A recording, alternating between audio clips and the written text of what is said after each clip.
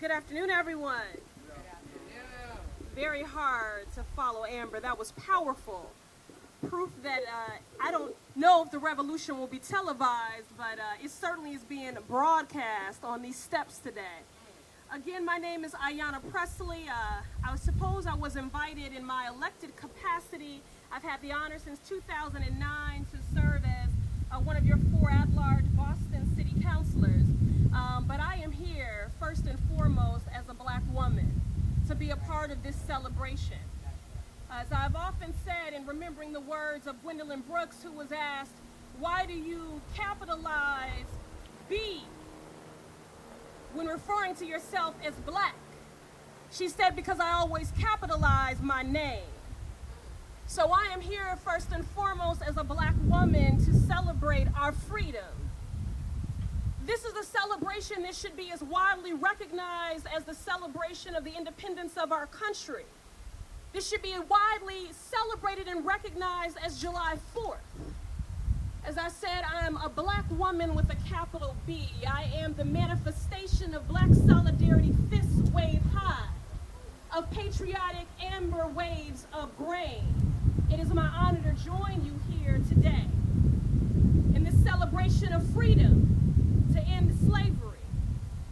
Today is a day to pause, to remember, to reflect, to celebrate freedom, Black culture and tradition, and to recommit ourselves to preserving freedom for all. Although this day is specific to the Black experience in this country, it is a day that should be celebrated by all because the end of slavery was a moral milestone, a victory for all of humanity. Both those who endured slavery and those who worked to end it remind us of the capacity of humanity, both its resilience in the face of evil and its resolve to overcome it. I'm especially glad we're at the MFA today, and not only in a proud Black enclave rich with Black history like Roxbury, because everyone needs to be reminded of this day in history. Further, those who risked their lives and gave their lives in pursuit of Black freedom were not only Black. Now, as a Black woman born into this world in 1974, I, along with many of you or all of you here, inherited this freedom. I once read that the problem with inheritance is that it doesn't have to be earned. Well, this may be true, but that doesn't or shouldn't in any way nullify my, yours, the collective our moral obligation to work daily to protect, preserve, to strengthen freedom. I'm reminded on that day in Texas when they learned that they had been freed. Many Black folks responded with shock, more with jubilation. Captivity is not only a physical predicament, it is also a mental state.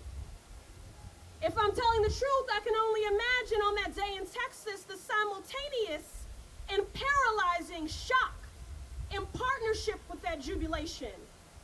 I imagine it took some time for folks' minds to catch up with their feet and their geography. Harriet Tubman once said, I freed 1,000 slaves, and I could have freed 1,000 slaves more if only they knew they were slaves. Again, captivity is not only a physical predicament, it is also a mental state. Today, our feet and our minds can take us wherever we like, but that doesn't mean that we enjoy full freedom.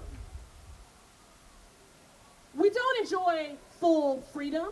We are free, and great gains have been made because of the sacrifice of countless people, faceless and nameless to us, who endured incredible indignities and horrors. But the fight for full freedom persists. If you need any evidence that that freedom is threatened every day, you need only look at the ways in which our voting rights are threatened and undermined and chipped away at every day. You not only look that we're still fighting for quality schools, fighting to end gentrification. The struggle continues, so too must the fight for full freedom. I'd be remiss if I did not take a moment in this celebration and paying homage and tribute to our ancestors, in recognizing the power of the arts and the role that it plays in our politics and our activism, if we did not take a moment to acknowledge Dr. Maya Angelou, and for that matter, Ruby Dee, and many more that I'm not naming in this moment. So I want to close with the words of Dr. Maya Angelou. The caged bird sings with a fearful trill of things unknown, but longed for still. And his tune is heard on the distant hill, for the caged bird sings of freedom.